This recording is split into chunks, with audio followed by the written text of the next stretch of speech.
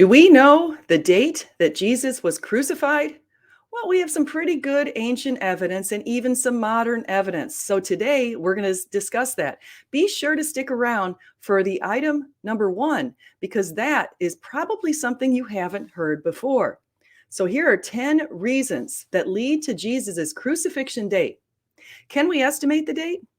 The ancients have left us with multiple historical, geological, and astronomical reasons to support a particular date. Let's begin with Jewish expectations. 10. In the 6th century BC, the prophet Daniel predicted the fates of four kingdoms while he was exiled by the Babylonians. In Nebuchadnezzar's dream in Daniel 2 and Daniel's dream in Daniel 7, he prophesied the fall of Babylon and the rise of the Medo-Persian kingdom, the Greek kingdom, and the last empire, the Roman Empire, from which the God of heaven would set up an everlasting kingdom. These passages, Daniel 10 and Zechariah 9:9, informed ancient Jews who were expecting Jesus when he arrived. According to the Sanhedrin 97a and 97b, quote, the school of Eliyahu taught 6,000 years is the duration of the world. 2,000 of the 6,000 years are characterized by chaos. That would go from Adam to Abraham. 2,000 years are characterized by Torah, from the era of the patriarchs until the end of the Mishnaic period, or from Abraham to the Anno Domini era. And 2,000 years are the period of the coming Messiah. Though they didn't accept Jesus, they did realize that they had said this in the past. Of course, they took that away later, but they did say that in the past. Number 9, Malachi 3:1 prophesied as follows: the Lord you are seeking will come to his temple.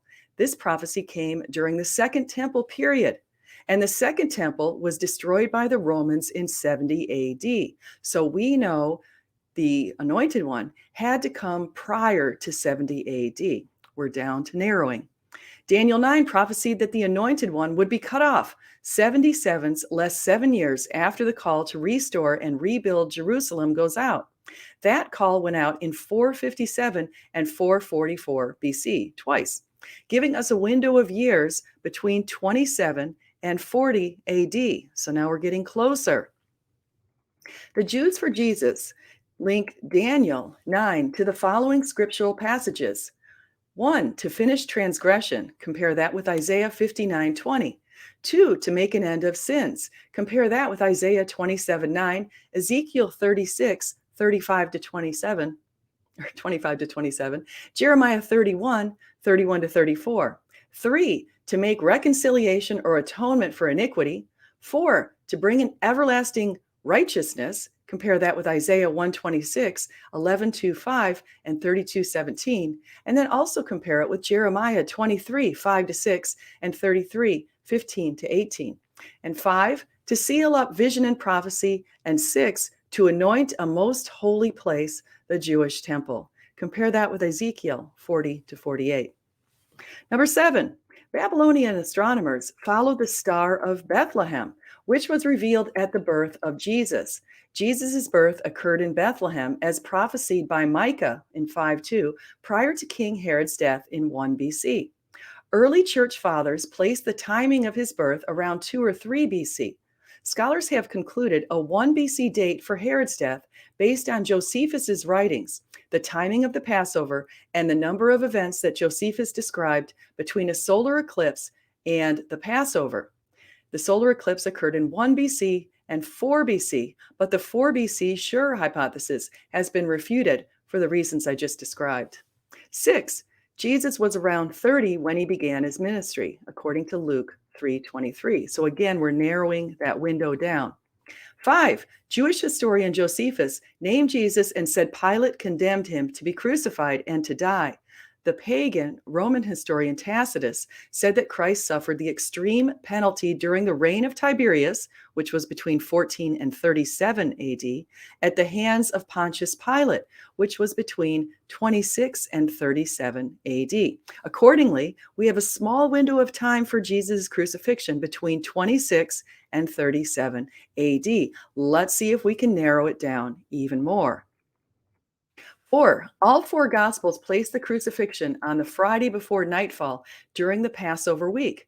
According to Colin Humphreys and W. Graham Waddington, in 1985, some scholars believe the Synoptic Gospels place the slaughter of the lambs between 3 and 5 p.m. on 14 Nisan and the Passover meal or Last Supper on Thursday night at the start of 15 Nisan.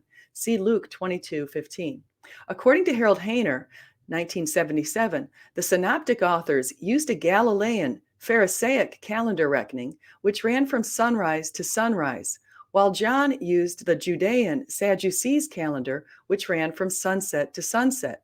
Under John's calendar reckoning, Jesus was being crucified during the time the Sadducees would have been sacrificing their Passover lambs on Friday afternoon. See John 13:1. During Pilate's window of time, 14 or 15 Nisan fell on a Friday only twice, in 30 and 33 AD. So now we're down to two dating options.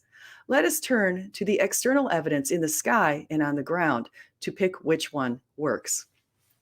3. Thales, who lived between 5 and 60 AD, wrote about events during Jesus' crucifixion, which were recorded by Africanus. Here's what Africanus said. On the whole world there pressed a most fearful darkness, and the rocks were rent by an earthquake, and many places in Judea and other districts were thrown down. This darkness, Thales, in his third book of history, calls, as appears to me without reason, an eclipse of the sun. According to the report of Pilate, an apocryphal book, the moon appeared like blood. The prophet Joel foretold this sign, which Peter repeated in Acts 2:14-21. A blood moon is a lunar eclipse when the moon is in the earth's shadow and appears blood red. According to Humphreys and Waddington, 12 lunar eclipses occurred between 26 and 37 AD that were visible in Jerusalem. But only one appeared during the Passover. This one appeared on Friday, April 3rd of 33 at the rising moon around 6:20 p.m. at the start of the Jewish Sabbath and day of Passover. 2. The four Gospels reported that Jesus was crucified around noon and died around 3 p.m. Matthew 27:45 reported that darkness came over all the land. According to modern geologists, and now I'm at number 1, this is the one you've been waiting for, devastating earthquakes occurred in Jerusalem during Christ's death. See Mallet, 1853, and Rigg, 1941. This occurred in a region that includes the Dead Sea Fault, which is a plate boundary that separates the Arabian Plate and the Sinai subplate. See Garfunkel in 1981. This fault has been active since the Miocene, according to Kagan and colleagues in 2011, and the fault is still active today. According to DeLiso and Fedani of 2014, the fault extends from the Red Sea in the south to the Taurus Mountains in the north. Kagan and colleagues analyzed seismites in the Holocene Dead Sea Basin by constructing two age-depth chronological models based on atmospheric radiocarbon ages of short-lived organic debris with a Bayesian model. Seismites are sedimentary beds and structures which are deformed by seismic shaking. The authors analyzed seismites in different areas of the basin, finding that several synchronous seismites appeared in all sections during particular years, including 33 AD. Other years in which earthquakes occurred, as evidenced by seismites, are AD 1927, 1293, 1202 and 1212, 749, 551, 419, and then our year, 33. And then before that, 31 BC. After analyzing laminated sedimentary cores recovered at the shores of the Dead Sea, Migowski and colleagues in 2004 also confirmed an earthquake in 33 AD with a magnitude of 5.5. They documented earthquakes also in 31 BC and 76 AD. The scholars analyzed seismites using radiocarbon dating. Ben Mehahem, 2014, conducted a literature review of empirical studies over 4,000 years of seismicity along the Dead Sea Rift. The scholar referenced the aforementioned studies, along with one by Enzel, Kadan, and Ayel in 2000, before concluding that earthquakes occurred in Masada in 31 BC, Jerusalem in 33 AD, and near Nablus in 64 AD. In summary, the literature on seismicity along the Dead Sea Basin supports the assertion that an earthquake occurred either in or very close to the year 33 AD. When we put all of this astronomical, geological, and historical information together, we can place Jesus' crucifixion date at April 3rd of 33. So the mystery's solved, the answer's there. Enjoy. Have a wonderful day. Thank you. And just remember, whether you eat, drink, or whatever you do it all for the glory of God.